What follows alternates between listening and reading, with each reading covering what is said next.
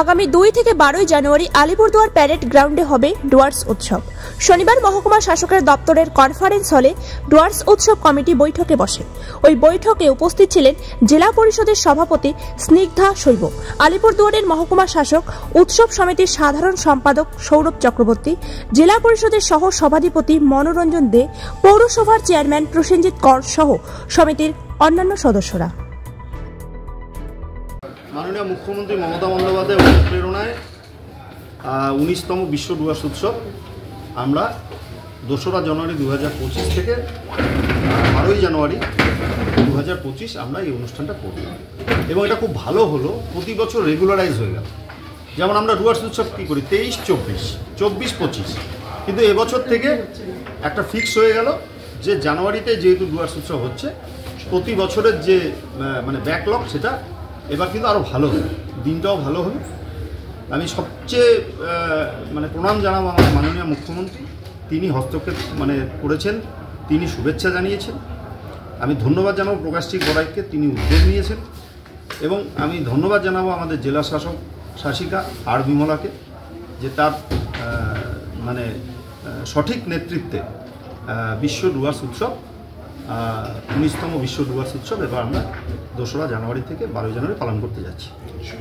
প্রথম হচ্ছে যেদিন আমাদের শোভাযাত্রা হবে 2রা জানুয়ারি, আমরা 21টি জনজাতিরই প্রতিনিধিত্ব রাখার চেষ্টা করব এবং একটা খুব ভালো ক্লাসিক্যাল এবং এটা কালচারালি যেহেতু আমাদের এই এলাকার জাতি জনজাতি তাদের নিয়ে একটা বিশেষ শোভাযাত্রা, এবং সেখানে কিছু গুরুত্বপূর্ণ মানুষের উপস্থিতি থাকবে।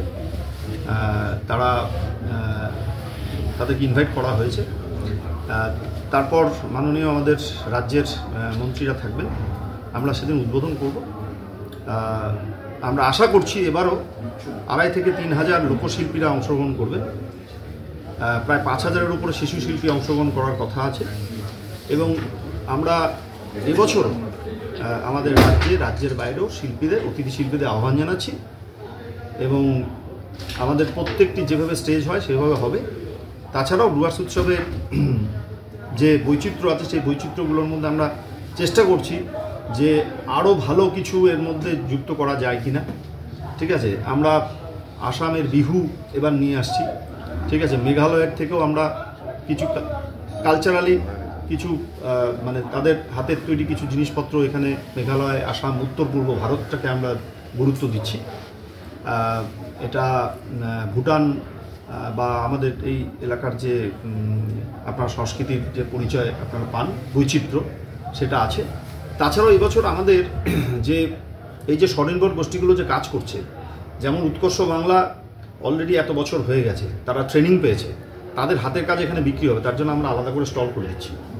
ঠিক আছে, তাদের কোনো ভাড়া লাগবে না, আমরা একটা স্টল তাদের জন্য দেব, যে উৎকর্ষ বাংলায় যারা কাজ শিখেছেন এমএসএমইতে বা আমাদের যে রাজ্য সরকারের বিভিন্ন যে যারা কর্মহীন, তারা কাজ শিখে যেটা উৎপাদন করলেন তাতে যাতে বিক্রির ব্যবস্থা এখানে করতে পারে। একটা তো রেন্টেড থাকেই, যেটা সেলফ হেল্প গ্রুপগুলো নেয়, কিন্তু এর ডুয়ার্স উৎসব সমিতির তরফ থেকে আলাদাভাবে আমরা একটা করে দেবো, যাতে যারা নিতে না পারবে সেখানটায় প্রদর্শনী করতে পারবে, বিক্রি করতে পারবে। তাছাড়া এবার অনেকেই অনেক প্রস্তাব দিয়েছেন, কেউ